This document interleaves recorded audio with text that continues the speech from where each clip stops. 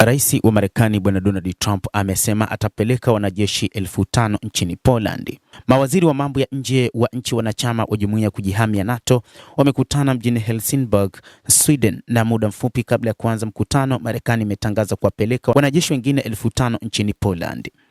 Rais Trump amewashtukiza washirika wake wa Jumuiya ya Kujihami ya NATO barani Ulaya kwa kutangaza kwamba Marekani itawapeleka wanajeshi wengine 5,000 nchini Poland, saa chache kabla ya waziri wake wa mambo ya kigeni Marco Rubio kukutana na mawaziri wenzake wa nchi wanachama wa NATO nchini Sweden mnamo siku ya Ijumaa, huku kukiwa na mgawanyiko mkubwa kuhusu vita vya Iran.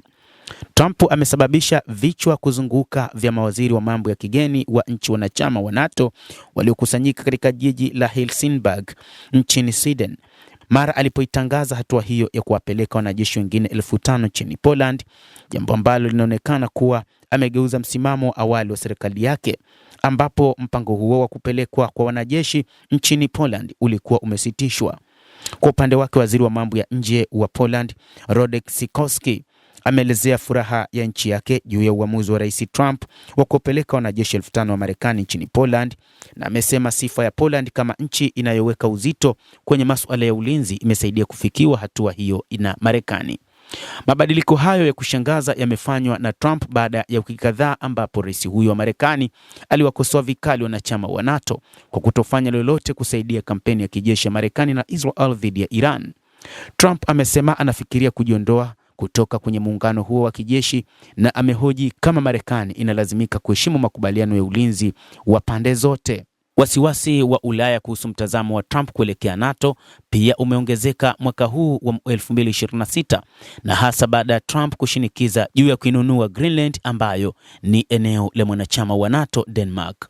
Waziri wa mambo ya nje wa Marekani Marco Rubio alitoa ujumbe wa kuwatuliza washirika wa Marekani wa barani Ulaya alipozungumza na waandishi wa habari kabla ya kuanza mkutano huo, ambapo alisema hatua za kupunguza na kuwahamisha wanajeshi wa Marekani kwenye nchi barani Ulaya zinazofanywa na Marekani hazilengi kuadhibu washirika wake kwa kukataa kuisaidia Marekani katika vita vyake na Iran. Trump na Wizara ya Ulinzi ya Marekani walitangaza katika wiki za hivi karibuni kwamba wanajeshi wasiopungua 5,000 wataondolewa kutoka nchini Ujerumani baada ya kansela wa Ujerumani Friedrich Merz kusema Marekani ilikuwa inadhalilishwa na uongozi wa Iran, na akaikosoa Marekani kwa kutokuwa na mkakati wowote kuhusu vita vyake dhidi ya Jamhuri ya Kiislamu ya Iran.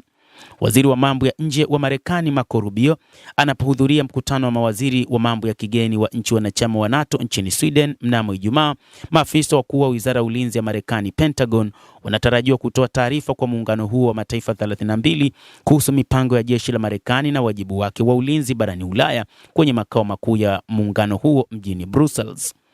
Mtazamaji, endelea kutufuatilia, lakini ni kusihi usisahau kulike, usisahau kucomment, kadhalika kusubscribe channel yetu hii ili upate habari hizi kwa mapana kupitia The World News. Mimi ni Adam Hussein, endelea kuwa nasi wakati wote, endelea kutufuatilia uyajue mengi yanayojiri duniani.